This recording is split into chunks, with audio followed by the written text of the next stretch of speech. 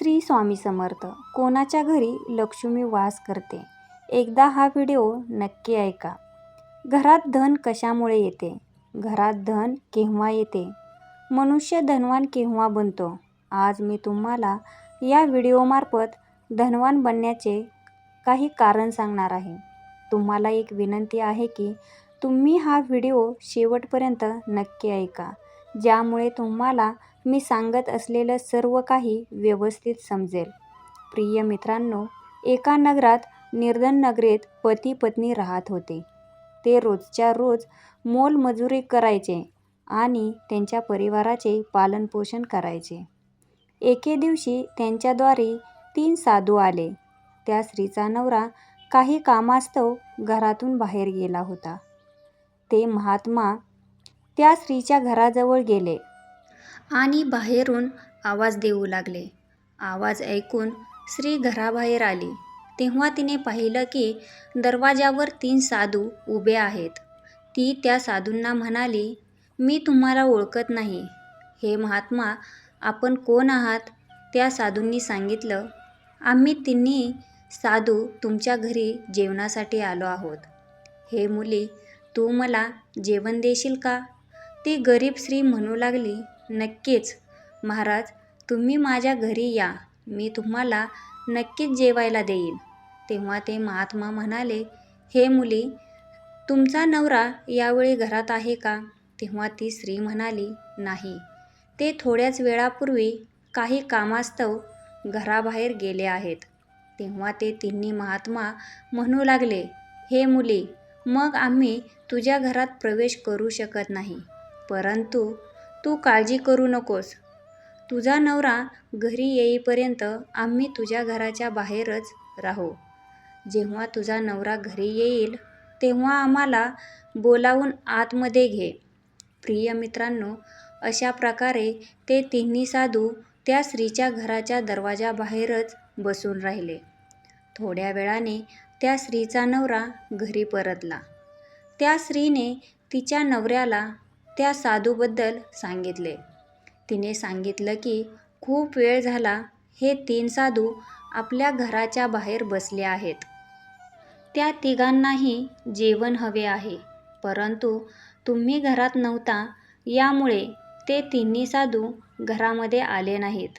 जर तुमची अनुमती असेल तर तिन्ही साधूंना आपल्या घरात बोलावून त्यांना मी जेवायला वाढते."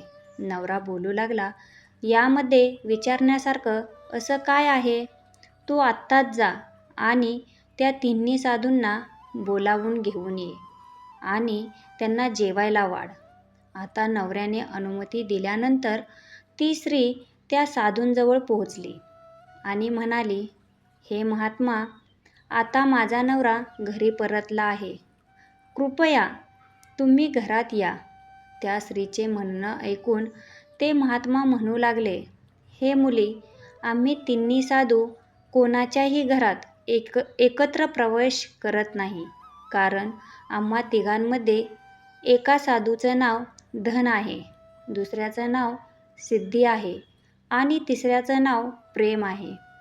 तू जाऊन तुझ्या नवऱ्याला विचार की तुम्ही सर्वात अगोदर कोणाला बोलवू इच्छिता." मित्रांनो, साधूचं बोलणं ऐकून ती स्त्री तिच्या नवऱ्याजवळ पोहोचली आणि विचारू लागली. त्या तिन्ही साधूंमध्ये एकाचं नाव धन आहे, दुसऱ्याचं नाव सिद्धी आहे आणि तिसऱ्याचं नाव प्रेम आहे. ते तिघे एकत्र घरात प्रवेश करत नाहीत. त्यांनी मला तुम्हाला हे विचारण्यात सांगितले आहे की सर्वात आधी तुम्ही कोणाला बोलवू इच्छिता. बायकोचं बोलणं ऐकून नवरा खूपच खुश झाला. तो बोलू लागला, "तू एक काम कर, आपण खूपच गरीब आहोत. आपल्याला धनाची खूप जास्त गरज आहे. तू बाहेर जा आणि धन नावाच्या साधूला आपल्या घरात बोलावून घेऊन ये. आपल्या घरात धन आल्यामुळे आपल्या घरातून गरिबी नाहीशी होईल. आपण धनवान, श्रीमंत बनू. आजच्या या जमान्यात कुठला असा व्यक्ती आहे ज्याला धन नको आहे? असं म्हणतात ना की दात वेगळे केल्यामुळे सापाचं काहीच महत्त्व राहत नाही, ताकदीशिवाय हत्ती काहीच कामाचा नाही. त्याचप्रमाणे ह्या संसारात धनाशिवाय पुरुष फक्त नावाचा पुरुष म्हणून शिल्लक राहतो. सर्वजण धनानेच बलवान बनतात. जे धनवान असतात तेच श्रेष्ठ समजले जातात. धनामुळेच मनुष्यामध्ये उत्साह निर्माण होतो. लोकांना हरवणे, ऐटीत बोलणे सर्व धनानेच तर कमाल आहे. ज्याप्रमाणे अति गरमीमुळे छोटे छोटे नदी तलाव सुकून जातात, त्याचप्रमाणे धनाशिवाय मनुष्याच्या सर्व क्रिया नष्ट होतात. गरीब माणूस कितीही बुद्धिमान असला तरीही लोक त्याच्याकडे दुर्लक्ष करतात. ज्याप्रमाणे सूर्य सर्व पृथ्वीला सर्व प्राणिमात्रांना प्रकाश देतो, त्याचप्रमाणे लक्ष्मी माता मनुष्याच्या सर्व गुणांना प्रकाशित करते. गरीब माणूस कितीही चांगला असला, कितीही समजूतदार असला तरीही लोक त्याला सोडून तिथून निघून जातात. असं म्हणतात की दक्षिणा दिल्याशिवाय यज्ञाचा काहीच अर्थ उरत नाही. संतान नसल्याने वंश संपून जातो. त्याचप्रमाणे धनाशिवाय मनुष्याला सुद्धा मेलेलाच समजायला पाहिजे. गरिबी मनुष्याला असलेला सर्वात मोठं दुःख आहे. धन नसलेल्यांना स्वतःचे सख्खे नातेवाईकसुद्धा मेलेला समजतात. स्वतःचे सख्खे भाऊसुद्धा धनहीन व्यक्तीसोबत बसण्यास स्वतःचा अपमान समजतात. त्याच्याबद्दलचे नातेसंबंध इतरांपासून लपवून ठेवतात. धनहीन व्यक्तीचे मित्र त्याचे शत्रू बनून जातात. नवऱ्याने जेव्हा धनाला बोलवण्यास सांगितले तेव्हा बायको बोलू लागली की आपण धनाला बोलवण्यापेक्षा सिद्धीला बोलवूयात. सिद्धी आल्यामुळे आपण जे काही काम करू ते सर्व काम यशस्वी होतील आणि काम यशस्वी झाल्यामुळे धन तर आपोआप येऊ लागेल. फक्त धन असेल आणि काही उद्योग नसेल तर अशा परिस्थितीत धन किती दिवस टिकू शकतो? असं म्हणतात, फक्त बसून खाल्ल्याने 7 पिढ्यांचे धनसुद्धा काही वेळातच संपून जाते.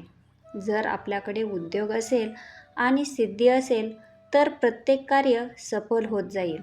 पत्नीचे म्हणणे ऐकून नवरा म्हणू लागला, तुझं म्हणणं सुद्धा योग्यच आहे, परंतु सिद्धीसाठी मेहनत तर करावी लागेलच आणि मेहनत केल्याशिवाय यश मिळत नाही. आणि म्हणूनच तू पहिले धनालाच बोलाव. प्रिय मित्रांनो, आता पती धनाला बोलवण्याचा हट्ट करत होता तर पत्नी सिद्धीला. दोघांमध्ये ह्याच गोष्टीवरून खूप वेळ भांडण चालू होतं. अखेर त्यांनी ठरवलं की आपण त्या साधूंनाच विचारूया की धन आणि सिद्धी यांच्यामधील घरात कोणाला घ्यायला हवं.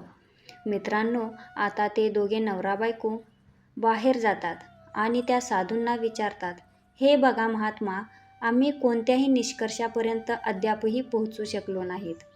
तुमच्यामधील धन आणि सिद्धीमधील ज्याला प्रथम आमच्या घरामध्ये यायचं असेल ते येऊ शकता.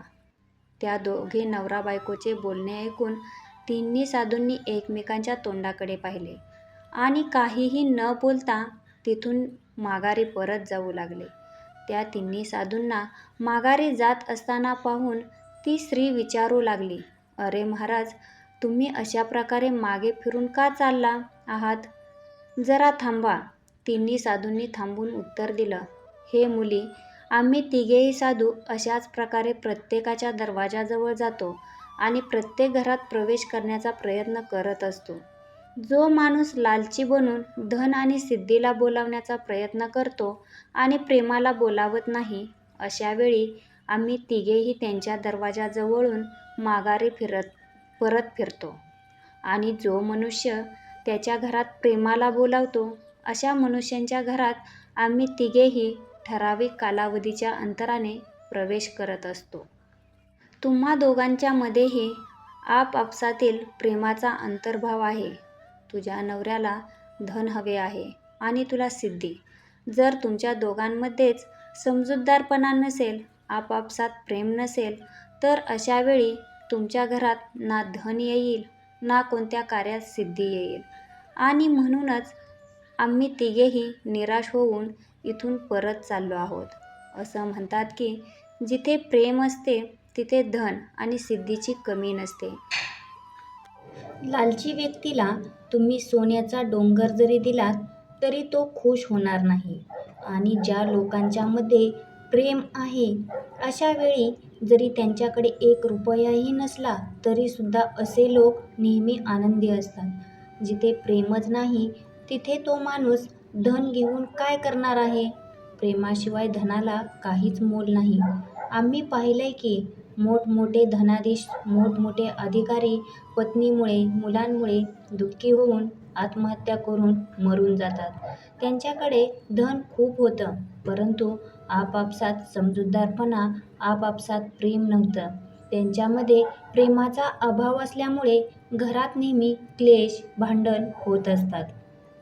मनामध्ये नेहमी अशांती राहत असे आणि म्हणूनच त्यांच्याकडे अपार धन संपत्ती असूनही असे लोक आत्महत्या करतात.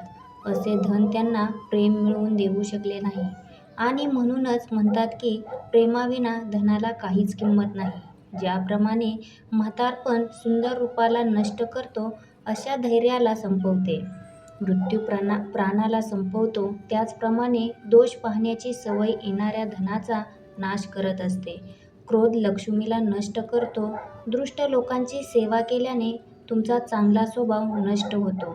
ज्याप्रमाणे काम लज्जेला संपवतो, त्याचप्रमाणे आपापसातील भांडण प्रेम, धन आणि प्रगतीला येण्यापासून थांबवतात.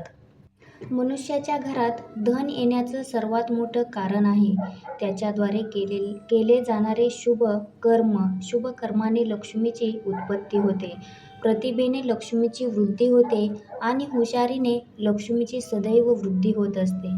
मित्रांनो, या व्हिडिओमधील विचार तुम्हाला कसे वाटले नक्की सांगा. व्हिडिओ आवडला असेल तर व्हिडिओला लाईक करा आणि कमेंटमध्ये श्री स्वामी समर्थ लिहायला विसरू नका. धन्यवाद.